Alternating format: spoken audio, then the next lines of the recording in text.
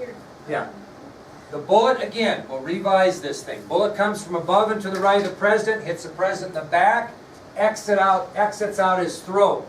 As it goes through, it tears the windpipe out, comes out, and you can see in the video his hands go straight to his throat and he turns, looking quizzically to his wife. The bullet exits his throat, hits Connolly in the back, at the rear of the right armpit. It continues through his body, shattering his 5th rib, exits out the right side of his chest, hits his right wrist, shatters the radius bone, and lodges in his left thigh as he's sitting there. Blood everywhere in the Connolly part of this thing. Mrs. Connolly, he falls onto his wife and her dress is covered for her. This is the first shot.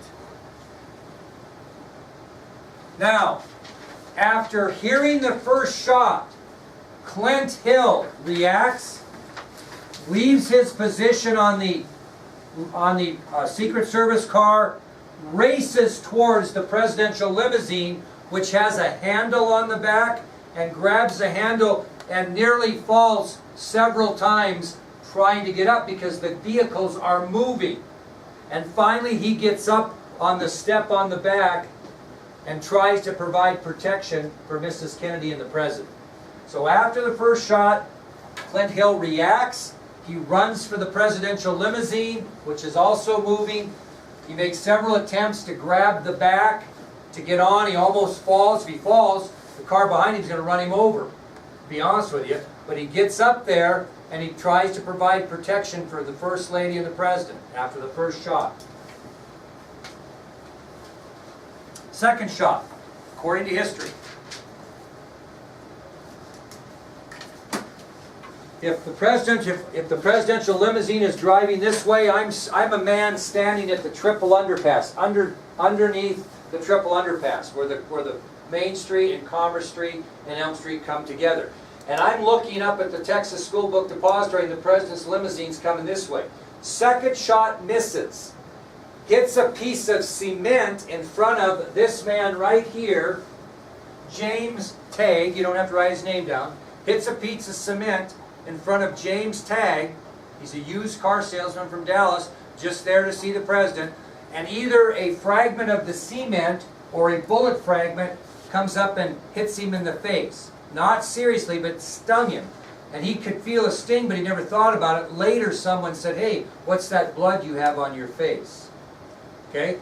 So the second shot misses the limousine altogether, hits a cement curb close to the triple underpass, kicks up either a piece of cement or a bullet fragment, and cuts the cheek of that man, James Tagg, who was standing at the base. And I'll show you some of this later.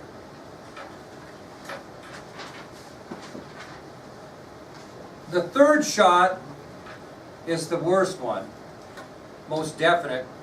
Hits President Kennedy in the back of the head, blood and brains fly everywhere, all over the passengers, including the back of the neck of Roy Kellerman, who was on the passenger side of the Secret Service vehicle. So the third shot hit President Kennedy directly in the back of the head, blood and brains flying everywhere. Who witnesses this more closely than Jackie Kennedy? Clint Hill. He's watching the whole thing because he's on the back. As soon as he sees the results of the third shot, as he's on the limousine, he turns and gives a thumbs down to the Secret Service vehicle behind him, meaning that the president's shot, the president was hit and more than likely killed. Okay? So he turns and gives the thumbs down. So after witnessing the effects of the third shot, Secret Service agent Clint Hill immediately turns and gives a thumbs down to the Secret Service vehicle behind him. That thumbs down sign was to let the agents know that the third shot was probably fatal and the president was dead. Now, this is weird. I'm not getting real weird here. You're President Kennedy. You've been shot. You got both hands up to your neck. Okay? You're turning towards me.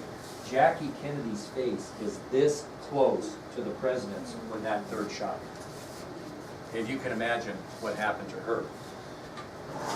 She, I don't know if you'd call it panic or is in shock, But as soon as that third shot's come and she takes time to witness that, she starts to climb back to the back of the presidential limousine towards Clint Hill. She climbs out of the limousine. As soon as that shot was hit, let me try to do this again. Pay attention here. As soon as that shot was hit, her first reaction was boom. She pushed the president back, turned, and crawled on the back of the limousine. Why'd she do that? Anybody know? The back of your head, you have something called, I think it's called an optical bone, shaped like this. That flew off the back of the president's head and was laying on the back of this area that I'm telling you about right here. She went back to retrieve it. And Clint Hill met her and pushed her back down into the limousine and then covered both bodies as they drove 77 blocks to Parkland Hospital, which was 4.6 miles away. So that's the events, and I'm going to show you this later when we get into that time that comes about. So again, after the third shot, which she witnessed its destruction, Jackie Kennedy begins to climb out the back of the presidential limousine. She's trying to retrieve a piece of the president's skull, which landed on the back deck of the presidential limousine. At that point, Mrs. Kennedy was met by Agent Clint Hill, who pushed her back down into the car. Agent Hill then provided a human shield for the Kennedys as the limousine began to race to nearby Parkland Hospital, 77 blocks away, which is about 4.6 miles. There you have it. Now, I will get into some more feelings on these three shots later, but this is what the Warren Commission's investigation states. And again, I believe without doubt 3 shots. I believe without doubt Oswald shot some of those shots. I got another theory that he shot the shots. There was not some major conspiracy. Okay?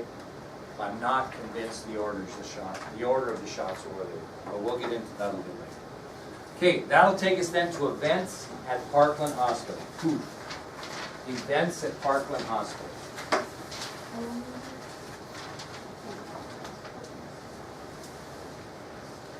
Events at Parkland Hospital.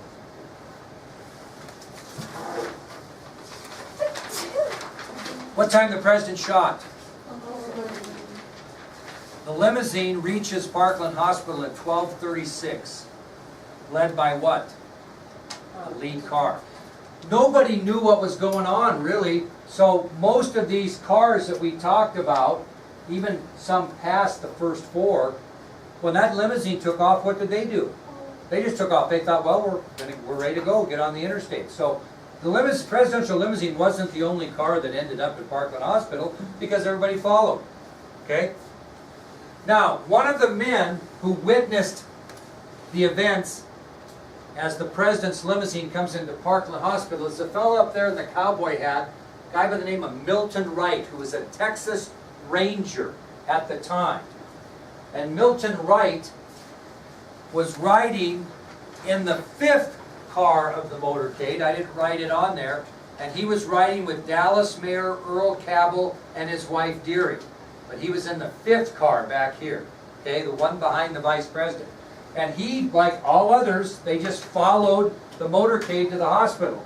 And when he got out of the car as a Texas Ranger, this was his role. He actually helped lift the wounded Governor Connolly out of the limousine and put him on the gurney as they took Governor Connolly into Parkland. Connolly went into the hospital before President Kennedy did. Okay? So when the limousine pulled up, Milton Wright assisted getting Connolly out of the limousine and putting him on the gurney that took him in for emergency surgery to try to save his life. Okay? Now, during the course of this, I'm going to give you quotes or give you statements that these people make, but you don't have to write them down. I just want you to listen to the impact of it. So this is what Milton Wright was later quoted as saying about this experience. He said, "As soon as we got him," meaning Connolly, out, a Secret Service guy ran up in the car and pulled the president over to one side. I could see partially the side of his head was gone." That's what Milton Wright said. As soon as we got him, meaning Connolly, out, a Secret Service guy ran up in the car and pulled the president over to one side. I could see partially the side of his head was gone. Well, as Wright got Connolly onto the gurney, he was then asked to help put President Kennedy on the gurney. Didn't happen very easily. Did not happen very easily. Jackie refused to let Agent Clint Hill take her husband out of the limousine into the hospital. Clint Hill pleaded with her, Mrs. Kennedy, we've got to take him in. Mrs. Kennedy, we've got to take him in. No, no, you know he's dead. Mrs. Kennedy, we've got to take him in. No, you know he's dead. Okay? She wouldn't allow Clint Hill to take her husband's into the hospital to be looked at. Why? Why didn't she let him take him out of the limousine? Partially, but she had a specific reason. Why did she not want him taken out of the limousine and put on the gurney, considering the fact that they weren't the only people there? Did not want people to see his head. And it took Clint Hill a little bit of time to figure that out, but when he did, you know what he did?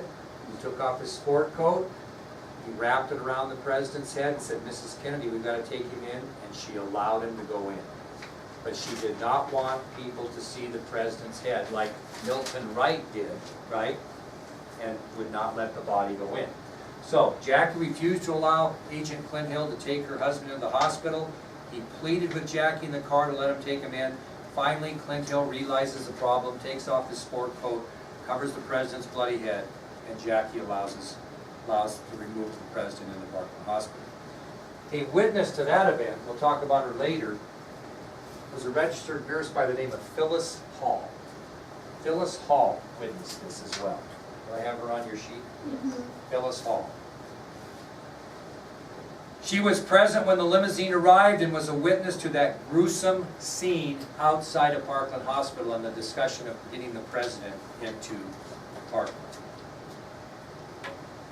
Guess who else was there?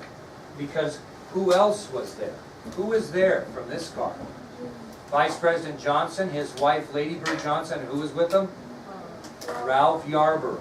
This is what Yarborough was quoted as saying after he got to Parkland, because who'd he arrive with? The Vice President, okay? This is what he said. He said, the minute our car stopped, the Secret Service rushed at Johnson and formed a circle around him. I heard one of them say, Mr. President, to Johnson, and I knew at that point that Kennedy was dead. How about that? So what does Ralph Yarborough say? The minute the car stopped, the Secret Service rushed at Johnson and formed a circle around him. I heard one of them say, Mr. President, to Johnson, and I knew at that point Kennedy was dead. How about that? Well, Kennedy was rushed into Trauma 1, which was an emergency room at the hospital, one of many. He was rushed into Trauma 1. And the first physician to see the president was Dr. James Carrico, just 28 years old and a surgeon at Parkland Hospital. So the first physician to see the president was Dr. James Carrico, a 28-year-old surgeon at Parkland. First guy to see the president. And after examining the president, Dr. Carrico reported the following 4 things in his notes later. So after examining the president, Dr. Carrico reported the following 4 things concerning the president and his condition. Number 1, he noted one small wound of the anterior neck in the lower 1/3. One small wound of the anterior neck in the lower 1/3. What's he talking about? A wound in the throat. Okay? One small wound of the anterior neck in the lower 1/3. Right here. He's talking about right here. Okay?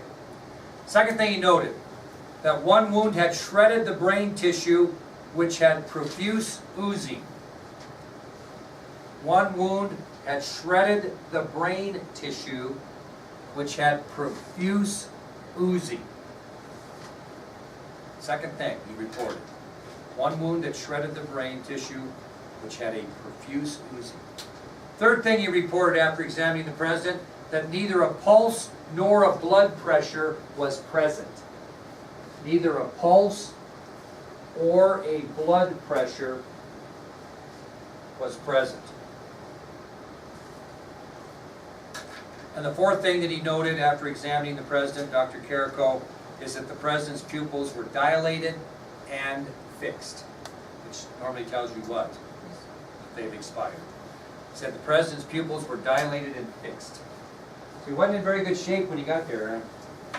And Jackie knew it, everybody knew it, Clinton Hill knew it as soon as he witnessed the third shot. Another doctor by the name of Don Curtis, and if you're interested, I can continue to point on all these, but they're all here. Dr. Don Curtis, who was also at Parkland, he was assisting Dr. Carrico, and he's the one that unbuttoned President Kennedy's bloody shirt and saw what he thought was a bullet wound in the president's throat. So he also witnessed the bullet wound in the throat. It's a good thing somebody witnessed it, because something's going to happen to it that's going to give conspiracy theorists all kinds of ammunition. So Dr. Don Curtis, who was assisting Dr. Carrico, unbuttoned President Kennedy's bloody shirt and saw what he thought was a bullet wound in the president's throat. The next person to examine the president was a surgeon by the name of Malcolm Perry, 34 years old. This is a signature of Malcolm Perry, very, very rare. Dr. Malcolm Perry was the next one to examine the president. 34-year-old surgeon. And Dr. Perry, with the help of this fellow, Dr. Robert McClelland, performed what on President Kennedy? Say it over here. No. Tracheotomy. Trach, we'll see it. And why do you put a trach into the president? What do you do that for? To improve their breathing. This is the president. They're not going to just say, oh, guy's dead. They're going to do everything they can to try to keep this guy alive if they can. Okay? So, Dr. Perry, with the help of Dr. Robert McClelland, immediately performed a trach in an attempt to improve the president's breathing. Where do you put that trach, Naya? Right over the top of the bullet exit wound, which an exit wound wasn't very big. There's all the evidence gone. Okay, but were they interested in evidence? No, they're interested in saving the president's life. They didn't even think about it. So Dr. Perry performed the incision for the trach, went right over the bullet wound in Kennedy's neck. Dr. McClelland held the retractor, and Dr. Perry began CPR on President Kennedy. And according to Dr. Perry, he was able to raise what was medically reported as, quote, a semblance of a heartbeat. So Dr. Perry began CPR on President Kennedy and was able to rise what was medically reported, quote, as a semblance of a heartbeat.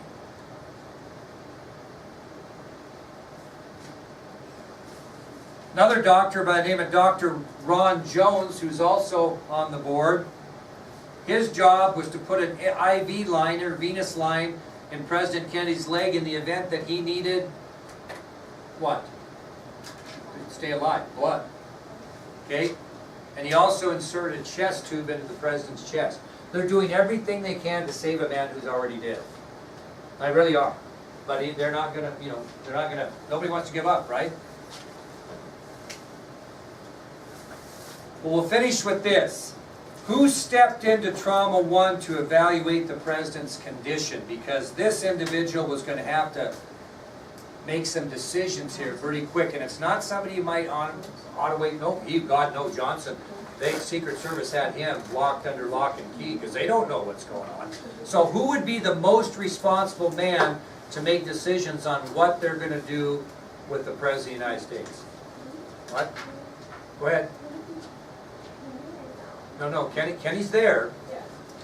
Who's responsible for the overall protection of the President? Who's the head of the presidential detail? I'm going to tell you, Roy Kellerman. Roy Kellerman, who was in the presidential limousine on the passenger side, then enters trauma 1 to evaluate the president's condition. And we'll end with this. Once Kellerman saw the severity of the president's wounds, he ordered Secret Service agents to secure a telephone line directly to the White House. And we'll end with that today. So, after Kennedy was being worked on, Secret Service agent Roy Kellerman goes into trauma 1, still has the president's brain and blood matter on the back of his neck. He goes into trauma 1 to evaluate the president's condition, and once he sees how bad the president's shape he's in, he orders Secret Service agents to secure a telephone line to the White House. Which Secret Service agent secures the line? Clint Hill. We'll tell you that story tomorrow. It's crazier.